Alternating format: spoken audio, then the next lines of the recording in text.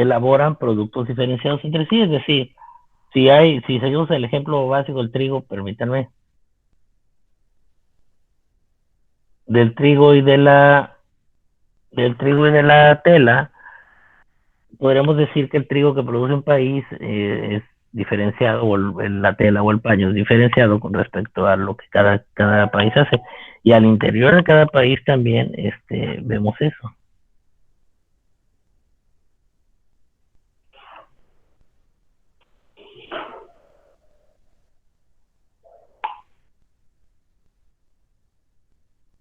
Muy bien. Entonces, cuando introducimos lo de competencia monopolística, estamos también, introdujimos adentro de los términos, permítanme,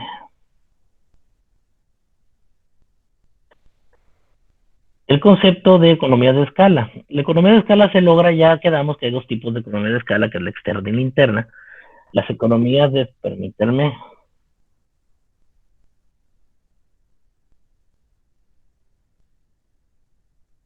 es que tengo que brincar de pantalla a pantalla. Bien, les decía, la economía de escala interna son las que consiguen las empresas cuando empiezan a aumentar el nivel de producción e invierten en introducir, normalmente es con la introducción de bienes de capital o tecnología, que permite que la producción vaya aumentando. Así que vemos un fenómeno que sucede, que cuando se aumenta una unidad de producto, o sea, cuando tenemos un incremento marginal, se dice, o sea, un incremento de una unidad más, si bien esa unidad contribuye a un costo de producción marginal, o sea, con costo por esa unidad cuesta producir, también nos trae un ingreso marginal, que es como lo que me genera de ingreso y de la cual es una ganancia de utilidad. Ahora, entre más voy yo elaborando productos, eso es economía de escala, cuando logro ir incrementando las cantidades de producción, me vuelvo más productivo, pero a la par que voy aumentando la producción, me hago más eficiente.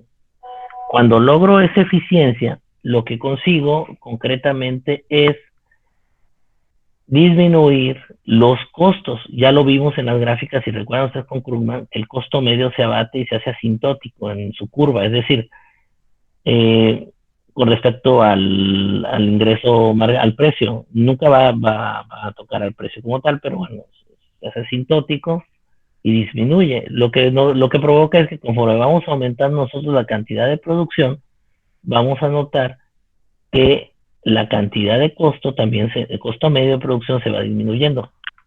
A esto le llamamos nosotros costos decrecientes. Voy aumentando y voy repartiendo el costo total de producción entre más unidades, el costo por unidad se va haciendo menor, el costo medio de producción. El costo medio y el costo marginal disminuyen a tal grado que se vuelve uno eficiente la producción, logra ir disminuyendo con el tiempo los costos. Lo que trae consigo un incremento, obviamente, una disminución del precio y un incremento de las ventas, y genera un ingreso también creciente. Entonces tenemos por un lado costos decrecientes y por otro lado tenemos rendimientos crecientes o utilidades crecientes. Esa es digamos, la virtud de eso. Bien, permítanme.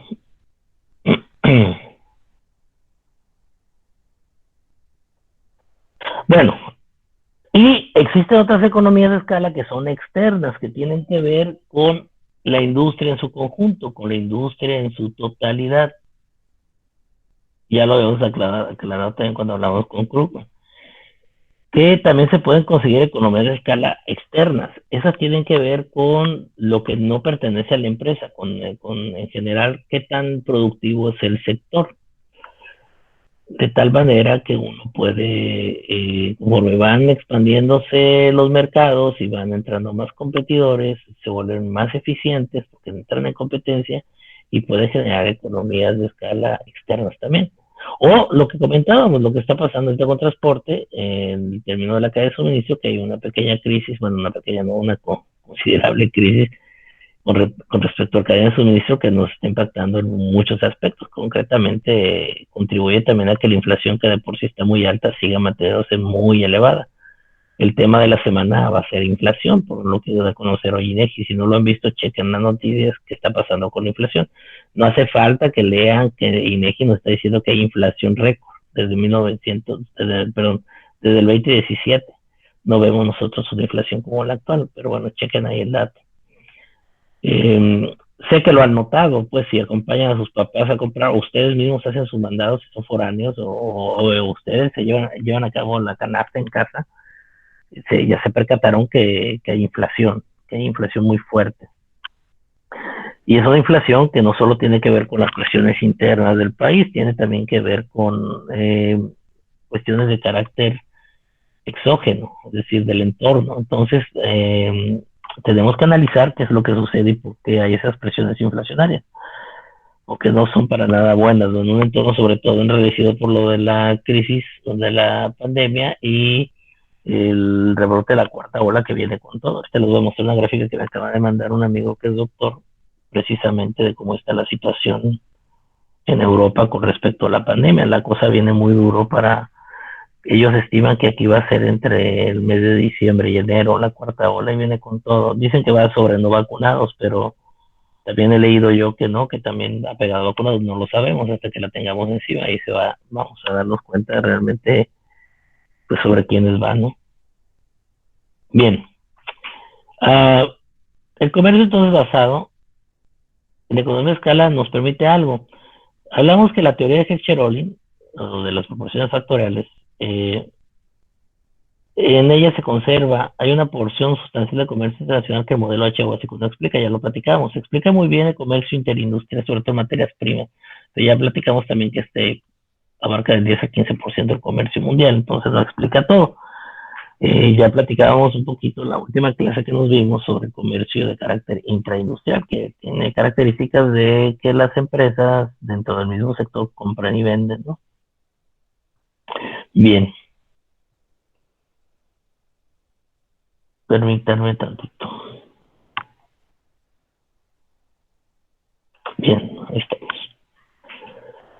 Inclusive si dos países fuesen idénticos en todo, de tal forma que el modelo HO predeciría la no realización del comercio, que no hay cómo intercambiar. Hay bases para el comercio de beneficio mutuo apoyado en economía de escala, que es lo que hemos platicado, y en la idea de un entorno distinto al que maneja HO, que es la competencia monopolística. Permítanme. Así que bueno, las economías de escala se refieren a una situación de producción en la cual ésta crece proporcionalmente más que el incremento en el uso de insumos o factores de producción. Era lo que les decía, ¿no? De los costos decrecientes y rendimientos crecientes. Luego este concepto, esta introducción al concepto de economía de escala y obviamente el concepto del modelo de competencia monopolística nos lleva a entender que existe comercio intraindustrial actualmente. ¿Se acuerdan que lo habíamos visto cuando les presenté yo una gráfica del mundo, donde les explicaba yo la Organización Internacional del Trabajo, que se llama ortodoxa, y la contemporánea, que contempla ya este tipo de comercio con la fragmentación de los procesos de producción? Así que bueno, en esa parte vemos nosotros un avance, porque la misma economía de escala permite el comercio entre industrias, y ya vimos que eso es beneficioso en muchos aspectos, porque permite abaratar la producción y por lo tanto poner a disposición del consumidor una variedad de productos baratos sobre la cual él va a poder elegir. Aunque bueno, tiene hablamos siempre de esa libertad de elección del consumidor, pero en realidad cuando los mercados son oligopolísticos, como lo hemos visto, en ocasiones las empresas se ponen de acuerdo en el precio o en estrategias que tienen ellos en común y nos hacen creer que tenemos opción de elección cuando en realidad seguimos comprándole a los viejos. Ya lo he mencionado yo con el caso de aquí en México, de Tía Rosa, de Wonder, de Bimbo, que pertenecen a Nabisco, que pertenecen al mismo, ¿no? Solo las marcas al exterior se compiten entre ellos, es un oligopolio. Pero bueno, con tendencia a ser un monopolio sin serlo, ¿no? Bien. Los productos diferenciados se refieren a productos similares pero no idénticos, tales como distintos modelos o clases de automóviles, computadoras y cigarrillos, que también ya lo habíamos visto en la clase anterior, cuando hablábamos de autos, ¿no? Elaborados por la misma industria o por un grupo productor de amplia gama de estos diversos países. En el comercio intraindustrial surge a medida que los productores abastecen los gustos de la mayoría dentro de su país y dejan que los gustos de la minoría sean satisfechos por las importaciones. Es decir, hay un ejemplo típico, creo que aquí lo maneja también, que si mal no recuerdo, Salvatore en los ejemplos, no me acuerdo si es aquí, pero bueno, el ejemplo típico para hablar de productos diferenciados, muchachos, ¿saben cuál es? Es Alemania como economía. Alemania produce automóviles, ustedes saben, muy buenos. De hecho, si ustedes recuerdan, si saben la historia, por ejemplo, del bocho, del tradicional bocho que ya no hacemos aquí en México, el bocho es elaborado por la empresa alemana Volkswagen. Volkswagen es un término alemán que quiere decir el auto del pueblo y es una idea que se le ocurrió a Adolf Hitler. Adolf Hitler pensaba en un automóvil que pudiera ser de acceso para los alemanes, pero que no involucrara un gasto muy fuerte, ¿no? Para mantener, sobre todo no solo comprarlo, sino para el servicio, para mantenerlo funcionando. Es una idea muy similar a la que trabajó Ford. Yo supongo que Ford de alguna manera le pasó la idea a Hitler, porque les voy a decir algo. Ford fue condecorado por los nazis. De hecho, se lo criticaron mucho a Henry Ford en aquel momento, porque era muy cercano a esas ideas. Bueno, era de ideas antisemitas un poco, pues era un americano blanco del centro de Estados Unidos, ya saben cómo funcionan esas cosas. Entonces eran ideas como muy preconcebidas de aquella época, y sí contribuyó mucho con los alemanes. No para la guerra, sino simplemente yo creo que les gustaba el concepto, permítanme. Simplemente le gustaba ese concepto en general. Bueno, todo el mundo tenemos ideologías y preferencias políticas. Ustedes hicieron lo del compás político que les pedí y ahí se dieron cuenta, ¿no? Todos tenemos ciertas preferencias en términos de ideología, de maneras de ver la vida. Conforme pasan los años uno puede ir cambiándolas por la experiencia y por lo que uno va leyendo, ¿no?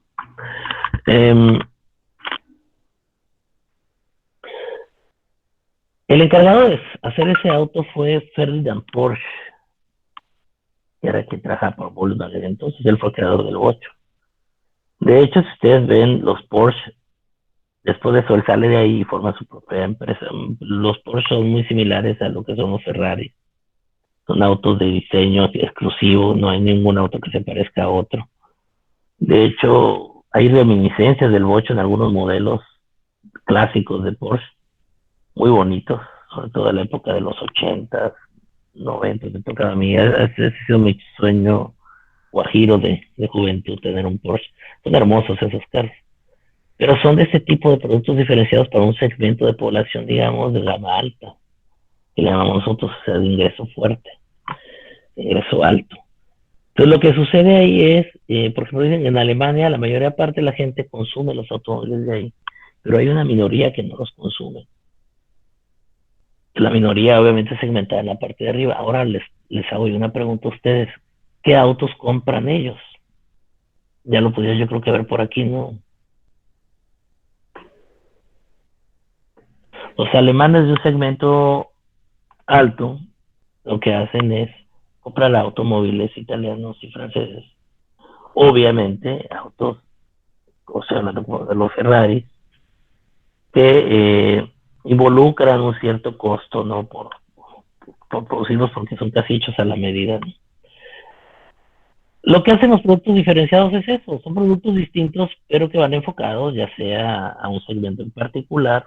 Les digo, no solo tiene que ser gama hacia arriba, hacia el ingreso alto, hay productos que se enfocan a la base de la pirámide.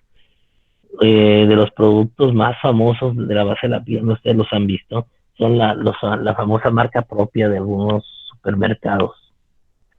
Los han visto aquí, Walmart tiene su propia marca propia, Soriana, Chedraui. A nivel internacional pasa lo mismo, las grandes empresas, Carrefour, todas esas tienen sus propias marcas para vender productos enlatados, no sé, tienen sus variantes. Pues, por ejemplo, ustedes saben, la gente que le gusta el café con leche, hay una leche que se usa mucho en México, que es la Carnation, que nosotros le decimos la del clavel, que es típica aquí, por ejemplo, en la Baja, tomar con café con Carnation. Bueno, existen leches evaporadas, condensadas, de marca propia, que son más baratas. En sabor se parecen mucho. No son igualitas, pero son muy similares. Entonces, pero es la mitad del precio, puede estar un poquito más. ¿Por qué? Porque son productos diseñados a la base de la pirámide. ¿Qué es la base de la pirámide? Vean la pirámide de ingreso y la base de la pirámide sería la gente de los percentiles más bajos, de la gente que gana menos. Por ahí iría la cosa, ¿no? Bien, el siguiente punto dentro de las teorías, que nos lleva, obviamente, después de analizar esto que hemos hablado, los productos diferenciados, del comercio interindustrial, nos lleva a algo que es importante. El comercio que se basa, porque también hay una parte del comercio, lo que estamos viendo aquí es que el comercio puede explicar lo que es Cherolin en parte, pero luego cuando sale Leontief y nos dice, no, no es exactamente lo que dice Cherolin, ya lo vimos, dice, ok, ¿qué explica la otra parte del comercio? Bueno, la economía de escala explica la otra parte del comercio y dices, muy bien, y lo explica también que surge la teoría del comercio interindustrial que explica la otra parte del comercio y dices, ok, muy bien, perfecto. Pero no explican todo. Entonces, ¿qué más falta por explicar? Bueno, el comercio que se basa en dos cosas, en las brechas tecnológicas y en el ciclo del producto de Vernon. Esos dos explican otra parte del comercio. Vamos a ver cómo lo explican, pero en realidad hay una explicación de esto.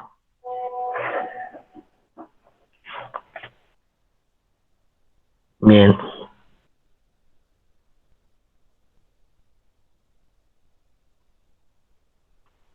Bueno, ahorita vamos a ver entonces gráficamente a qué nos referimos en ese punto en particular. Bueno, voy a leer rápido esto y los voy a llevar a la gráfica. La gráfica no está aquí, está más abajo, por ahorita los llevo. De acuerdo con el modelo de brecha tecnológica, muchas de las exportaciones de los países industriales están basadas en la introducción de nuevos productos y procesos de producción.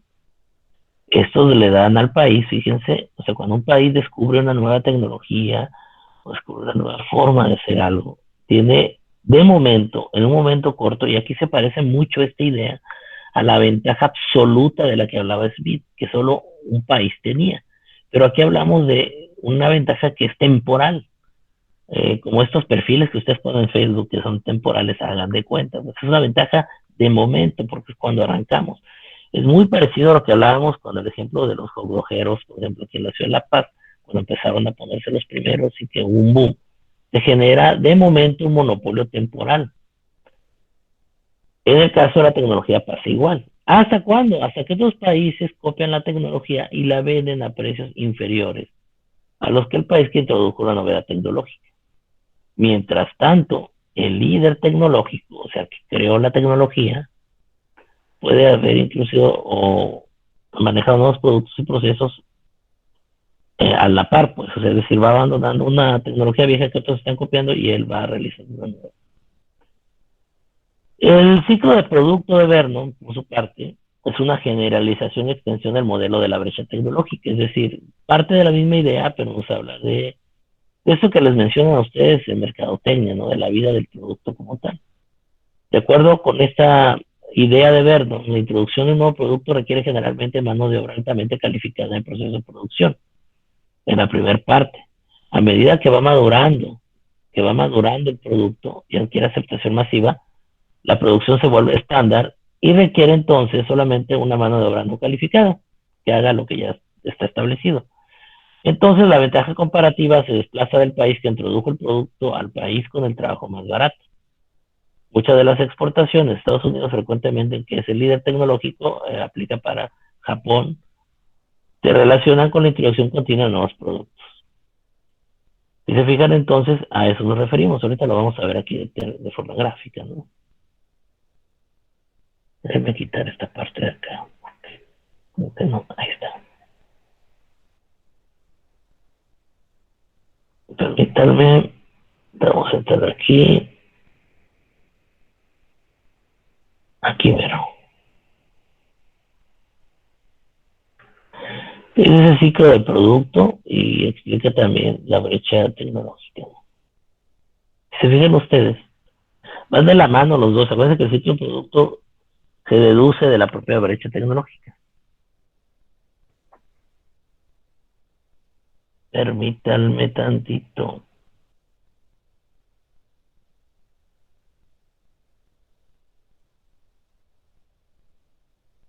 Permítanme.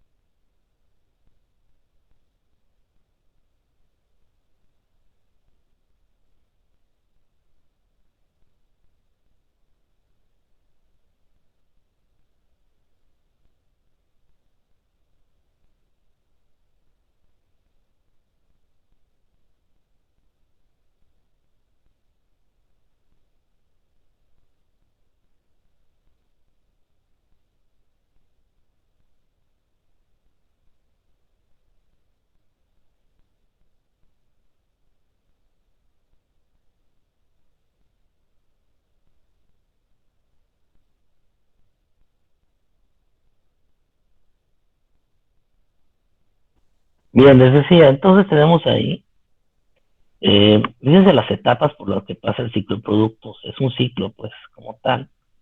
Y también explica la cuestión de la brecha tecnológica. Hay un país innovador, que es el país que genera la tecnología, que es el que tenemos aquí. Y si se fijan, hay una brecha entre él y los otros países que no tienen la tecnología.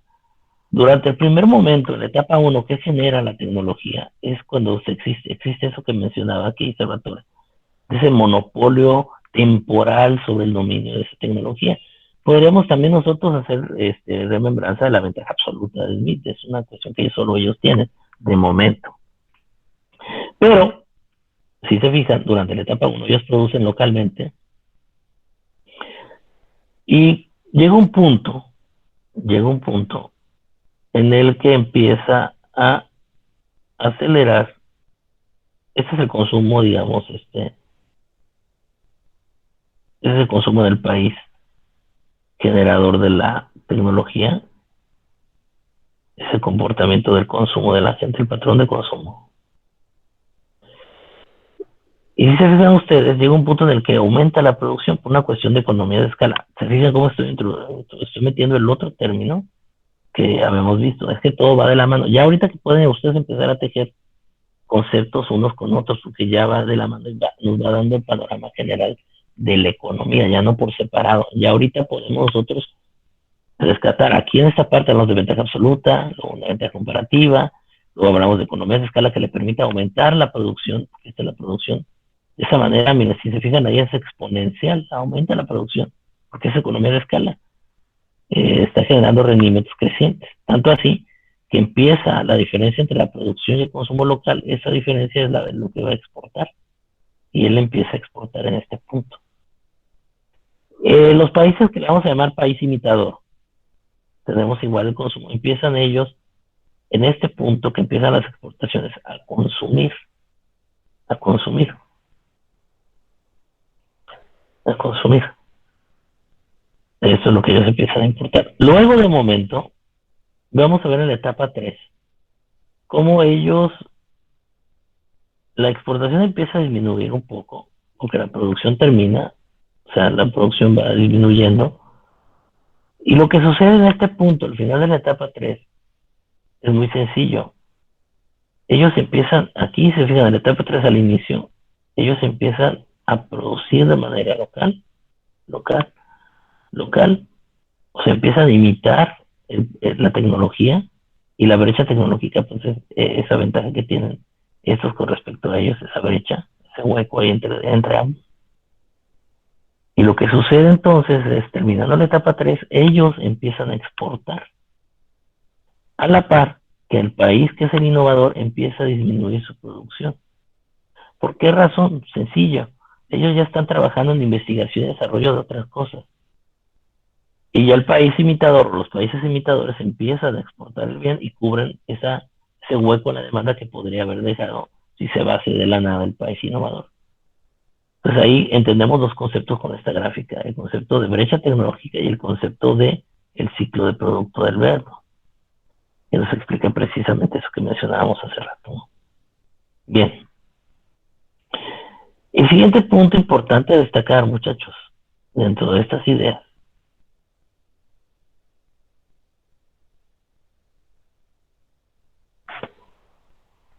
eh,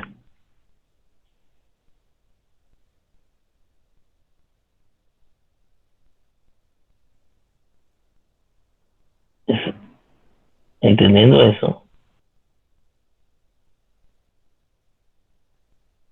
son los costos de transporte. Pero antes de llegar ahí, me interesa de la cuestión de la brecha tecnológica, rescatar el producto verde, rescatar este punto. Fíjense bien, inmediatamente después de la Segunda Guerra Mundial, cuando viene el boom económico en general, en la economía global, Estados Unidos dominaba el mercado, como lo ven ustedes ahí, de radios fabricados con base a tubos de vacío desarrollados ahí. No sé si a ustedes les tocó ver esa tecnología. Le llamamos nosotros de bulbos. Y era una tecnología cuando yo era joven, vieja. De hecho, yo llegué a tener, bueno, teníamos un grupo, tocábamos, teníamos un amplificador que tenía bulbos, o sea, vacío. Digo, una tecnología muy vieja, no estoy hablando de los 60, pues. Pero bueno, tenía unos tubos. Ya luego eso se cambió. Eh, Avanzar la tecnología y eso cambia, pues, con transistores y lo demás. Pero bueno, eso luego. Bueno, creo que más adelante lo menciono. Años más tarde, Japón copió la tecnología y vendió precios inferiores debido a los menores salarios. Fue lo que hizo. Con el desarrollo de transistores, estos transistores permitieron un nuevo liderazgo tecnológico en el mercado. ¿Qué fue lo que pasó? De bulbos pasamos a transistores. Pero nuevamente, en pocos años, Japón copió tecnología y vendió por debajo de Estados Unidos. Lo que hizo entonces Estados Unidos es el circuito impreso y recuperó su habilidad de competir exitosamente con Japón. Y bueno, en este punto ellos dicen que queda por ver si se copia. Eso ha avanzado más, ¿no? Así se la han llevado. Siempre hay una brecha. De hecho, Japón ahora es líder junto con Estados Unidos en cuestión tecnológica. Los dos van avanzando. Siempre Estados Unidos lleva, y luego más con el boom de Silicon Valley y todo eso, bueno, ¿no? Le ha agregado a Estados Unidos un extra y que le permite, ¿no? Mantener, digamos, ese liderazgo junto con Japón en cuestión tecnológica. Los costos de transporte. Hasta el momento se ha hecho abstracción de los costos de transporte. O sea, se dice que son cero, pero en realidad no son cero, ya lo sabemos. La inclusión modifica ligeramente el modelo de comercio de la siguiente manera. Un bien se intercambia solo si la diferencia del precio anterior al comercio entre los dos países excede el costo de transporte entre ellos. Adicionalmente, cuando el comercio se encuentra en equilibrio, el precio del bien del país importador excede el precio del mismo bien del país exportador de la cuantía del transporte. Ustedes a estas alturas ya saben lo que implica un incremento en el costo de transporte. Lo hemos estado platicando que lo que está sucediendo ahorita a nivel global con la cadena de suministro precisamente está golpeando en este rubro, en el rubro de los precios de logística. Y hay una noticia que ha causado revuelo desde hace una semana. La gente entró en pánico un poco. Yo se las voy a mostrar no para que entren en pánico, pero sí para que puedan ustedes pensar qué factores están involucrados en esta noticia. Y mañana en la clase de mañana, vamos a comentar precisamente sobre algunas noticias importantes que tienen que ver con esta explicación del mundo que nos rodea. Fíjense bien, por favor.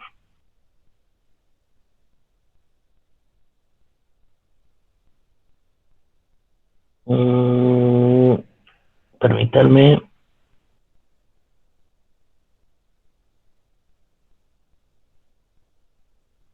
Perdón. Por cierto, quería mostrarles esto. ¿Sí lo ven ahí en pantalla? Sí, Esta es la situación actual ahorita, de la pandemia, de la cuarta ola famosa. Están viviendo el peor momento, el peor momento. Es el noviembre 4, fíjense. Chequen, nada más, para que se den una idea. Esto se las puedo compartir por WhatsApp, para que la vean y la analicen ustedes. Esto, ¿por qué? Me va a decir usted, profe, ¿para qué nos pone eso? Yo los pongo porque precisamente todo esto involucra costos en cuestión económica, porque bueno, nos acerca mucho al cierre de economías, al cierre de industrias y de empresas y de sectores importantes como el turismo. Entonces, imaginen ustedes, ahí vamos de vuelta. Pues. Los impactos económicos de esto, hay que mantenerse al tanto de lo que va a pasar con todo esto. ¿No? Es importante. Bien, creo que mostrarles unas noticias. Permítanme tantito. Esa es la noticia que quiero que por favor analicen.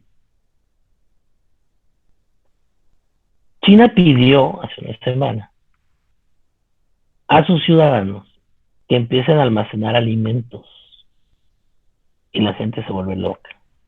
Normalmente pasa así. Acuérdense, ustedes ya saben la regla de oro, es especulación, que son los rumores, las ideas, fake news, todo lo que rodea la economía. Eso genera incertidumbre, que no sé qué está pasando, por lo tanto me da miedo, y eso genera volatilidad o pánico, y la gente compra de manera desmedida. Bien.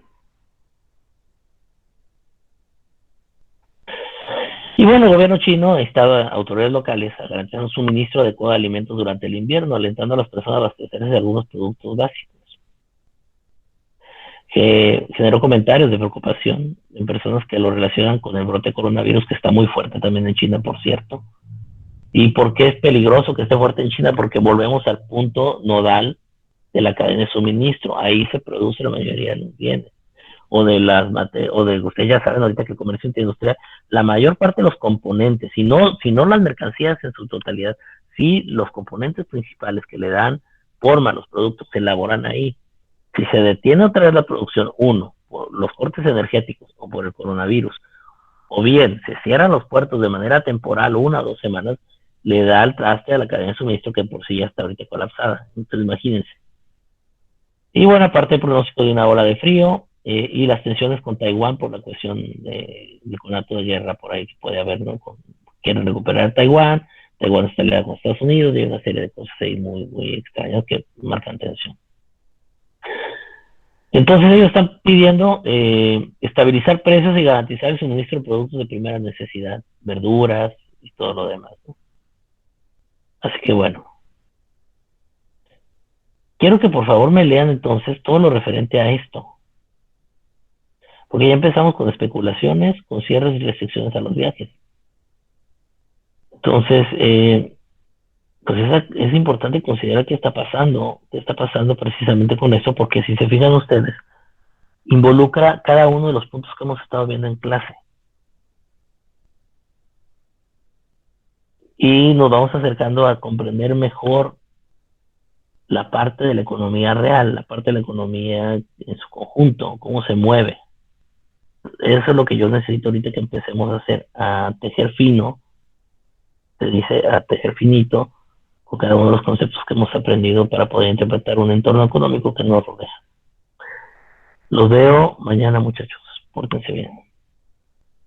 Chéquenme, solamente chéquenme la noticia, por favor. Por favor. Está bien, profe, gracias. Dale, Rebeca, bye.